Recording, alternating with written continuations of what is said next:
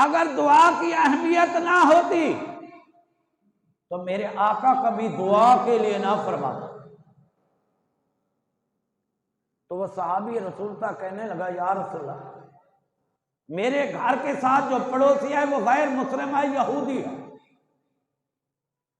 اس کے گھر کے اندر کھجور کا درخت ہے، اب جب اس کی کھجوریں میرے چار دیواری کے اندر آتی ہیں، میرے صحن میں آتی ہیں، میں نماز پڑھ کے اس لیے جلدی جاتا ہوں کہ اس کی کھجوریں اٹھا کر اس کے گھر کے اندر پھینک دیتا ہوں، تاکہ جب میرے بچے صبح اٹھیں وہ بغیر اجازت کے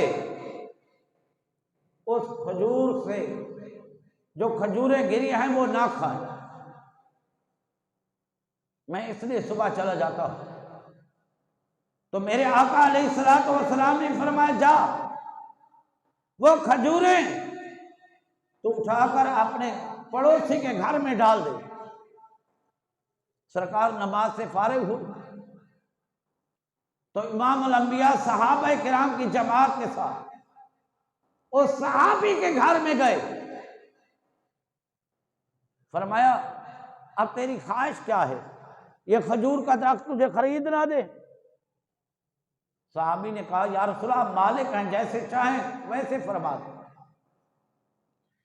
اللہ اللہ میرے پیارے نبی کے غلاموں، سرکار نے فرمایا یہودی کو بلاؤ۔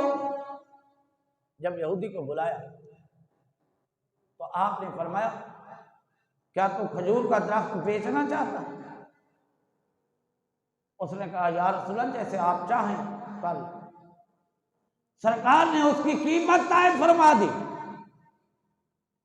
صحابہ کو حکم دیا کہ جو کھجور کی قیمت ادا کرے گا کل میں محمد اس کو جنت کے اندر اس کو کھجور عطا فرماؤں۔ ایک صحابی نے قیمت ادا کر۔ اب دوسری بات یہ تھی کہ وہ یہودی بارگاہ مصطفیٰ میں کہتا ہے کہ یا رسول اللہ میں یہودی ضرور ہوں لیکن بے غیرت نہیں، آپ مہربانی فرمائیں اس اپنے غلام سے کہیں یہ کھجور ایک مرتبہ اس کے خوشے کاٹ لے، بار بار میرے گھر پہ نہ آئے۔ آج ہم نمازیں پڑھتے ہیں لیکن ہمارے اندر یہ بات نہیں، بغیر اجازت کے لوگوں کے گھروں میں چلے جاتے ہیں۔ تو میرے پیارے بھائیوں، وہ غیر مسلم تھا، یہودی تھا، لیکن اس نے کہا کہ یا رسول اللہ میں یہودی ضرور ہوں لیکن بے غیرت نہیں، یہ بار بار میرے گھر میں نہ آئے۔ سرکار نے فرمایا اگر تو چاہے تو یہ کھجور کا درخت تیرے گھر سے چل کر میرے صحابی کے گھر میں آ جائے۔ اس نے کہا پھر مجھے تو کوئی اعتراض نہیں۔ تو میرے آقا نے فرمایا جا اس کھجور کے درخت سے کہے کہ تجھے آقا یاد فرما رہے ہیں۔ تو سرکار نے فرمایا اس کھجور کے درخت کو جا میں مصطفیٰ کا پیغام دے کہ وہ اس مکان کو چھوڑ کر دوسرے مقام کے طرف منتقل ہوگا۔ حدیث پاک میں ہے جب یہودی نے جا کر حضور کا پیغام سنایا کھجور کے درخت کو، تو وہ کھجور کا درخت جو تھا وہ آگے ہلا پیچھے ہلا، دائیں ہلا بائیں ہلا، نبی پاک کا کلمہ پڑھتے ہوئے، نبی کی ذات پر درود پڑھتے ہوئے، اور یہودی کے گھر سے چل کے مسلمان کے صحن میں آ گیا۔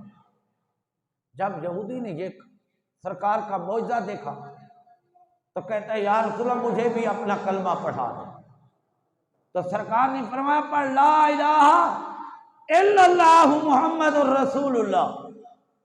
یہودی نے کلمہ پڑھ لیا، درخت کو چلتے ہوئے دیکھا۔ اب صحابی رسول تھا جو، سرکار نے اس سے فرمایا کہ میرے بھائی اب تیرا کوئی مسئلہ؟ کہنے لگا یا رسول اللہ مجھے دودھ کی بھی بڑی سخت ضرورت ہے۔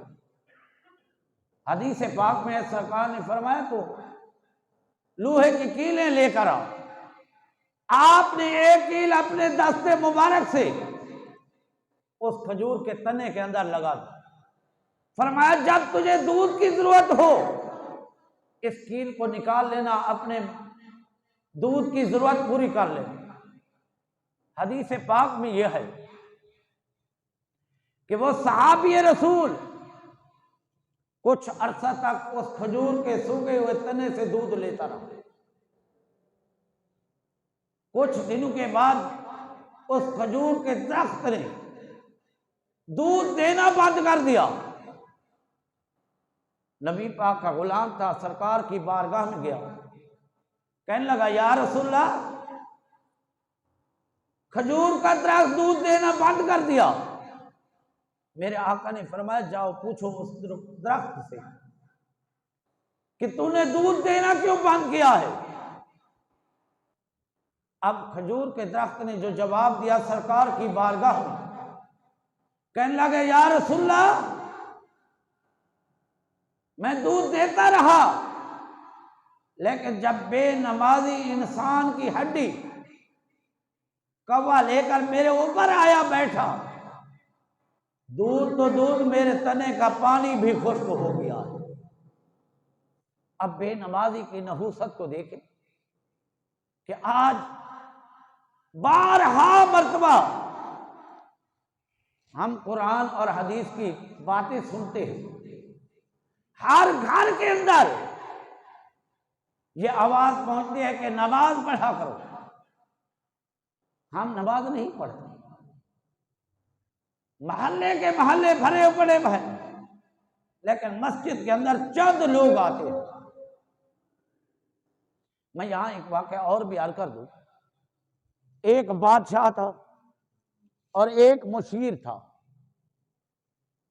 اب بادشاہ کی عادت یہ تھی کہ وہ نماز نہیں پڑھتا تھا. وزیر جو تھا وہ نماز کا عادی تھا. بادشاہ وزیر دونوں سفر کر رہے تھے. جب جنگل میں پہنچے نماز کا ٹائم قریب ہوا، وزیر نے بادشاہ سے کہا بادشاہ سلامت مجھے اجازت دے میں نماز پڑھ لوں. بادشاہ نے کہا ٹھیک ہے میں مسجد کے گیٹ پہ بیٹھ جاتا ہوں، آپ نماز پڑھیں. اب جو نمازی وزیر تھا اس کو تھوڑی دیر لگ گئی نماز پڑھتے پڑھتے. اب بندہ انتظار میں باہر بیٹھا ہو تو کتنی شدت سے اس کو محسوس ہوتا ہے کہ اتنی گھڑیاں گزر گئی. بادشاہ نے آواز دی مشیر سے، کہنے لگا تجھے کون اندر سے باہر نہیں آنے دیتا؟ وزیر نے جواب میں کہا بادشاہ سلامت جو رب آپ کو مسجد میں آنے کی توفیق نہیں دیتا وہ مسجد سے مجھے باہر نکلنے کی بھی اجازت نہیں دے رہا. تو اس بات سے اندازہ لگا یہ نماز جو پڑھنے ہم چند لوگ آتے ہیں یہ اپنی مرضی سے نہیں آتے. ہمارا رب راضی ہوتا ہے تو ہمیں نماز پڑھنے کی توفیق عطا فرما. اور اگر وہ رب یہ لوگ نہ سوچے کہ ہمارے پاس بڑی دولت ہے، ہم بڑے پیسے کے مالک ہیں لیکن ہم نماز تو نہیں پڑھتے، آپ ان سے کہیں کہ آپ پر رب ناراض ہے اس لیے آپ کو رب مسجد میں آنے کی توفیق بھی نہیں دیتا. رب جس پر راضی ہوتا ہے اس کو مسجد میں آنے کی توفیق بھی عطا فرماتا. نہ کوئی بندہ اپنی مرضی سے نماز کے لیے آ سکتا ہے، نہ کوئی اپنی مرضی سے نماز چھوڑ سکتا ہے. یہ اللہ کی رضا ہے، اللہ کی مہربانی ہے. جس بندے پہ اللہ رحمت کرتا ہے اس کو نماز پڑھنے کی توفیق بھی عطا فرماتا. آپ کے دفتر میں 10 بندے کام کرتے ہیں، جب اللہ اکبر کی آواز ان کے کانوں میں پہنچتی ہے اب جو نمازی ہوتا ہے وہ بےتاب ہو جاتا ہے، وہ کہتا ہے جتنی جلدی ہو میں مسجد میں چلا جاؤں. اور جو نماز نہیں پڑھتے وہ اپنی کرسی پہ بیٹھے رہتے ہیں.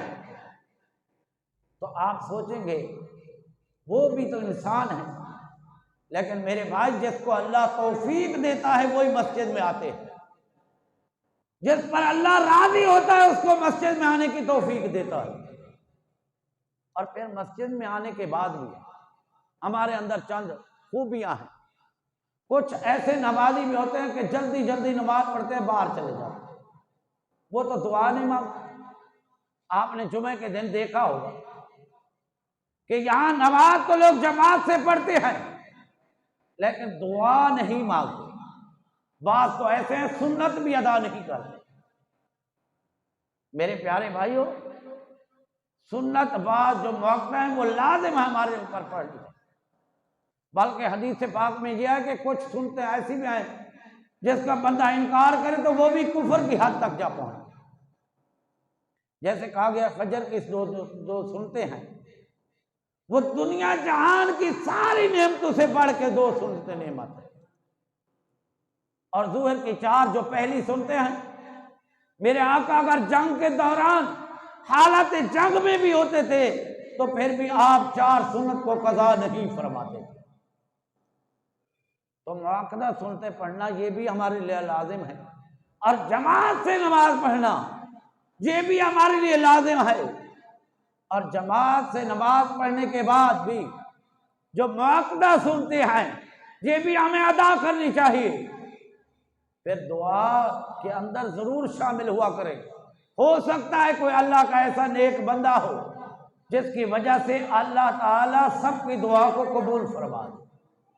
یہ اجتماعی دعا کا فائدہ یہ بھی ہوتا ہے۔ ہم لوگ کیا کرتے ہیں، جمعے کے 2 فرض پڑھتے ہیں بھاگ جاتے ہیں، پھر ہم پتہ نہیں گھر میں نماز پڑھتے ہیں کہ نہیں بقایا پڑھتے، اور پھر دعا کے اندر ہم شامل نہیں ہوتے۔ تو دعائے اللہ تعالیٰ ہمیں جمعے کی نماز پڑھنے کی بھی توفیق عطا فرمائے، اور جمعے کے بعد جتنی سنتے ہیں اللہ وہ بھی ادا کرنے کی توفیق عطا فرمائے، اور جمعے کے بعد ہم جو اجتماعی دعا کرتے ہیں اللہ اس میں بھی شمولیت اختیار کرنے کی توفیق عطا فرمائے۔ وآخر دعوانا ان الحمدللہ رب العالمین وما علینا الا البلاغ المبین۔ جن دوستوں نے سنتا پڑھ لیا